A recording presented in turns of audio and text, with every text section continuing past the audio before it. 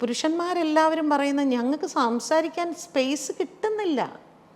നമുക്ക് വേണമെങ്കിൽ നമ്മുടെ ഓൺ പ്ലാറ്റ്ഫോമിൽ സോഷ്യൽ മീഡിയയിൽ കൂടെ സംസാരിക്കാമെന്നല്ല, എനിക്കിത് പറയണം നിങ്ങൾ വരൂ എന്ന് ചാനലുകാരോട് ചോദിച്ചാൽ അവർ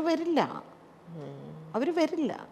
അവർക്കെല്ലാം വേണ്ടത് ഈ സ്ത്രീകൾ പറയുന്ന കഥകൾ ശരിയോ നുണയോ അത് വേണം. അതിൽ ഏറ്റവും ഹയസ്റ്റ് റേറ്റിംഗ് ഏത് ചാനലിനാണ് എന്നുള്ള ഒരു കോമ്പറ്റീഷനാണ് ഇപ്പം നടന്നുകൊണ്ടിരിക്കുന്നത്.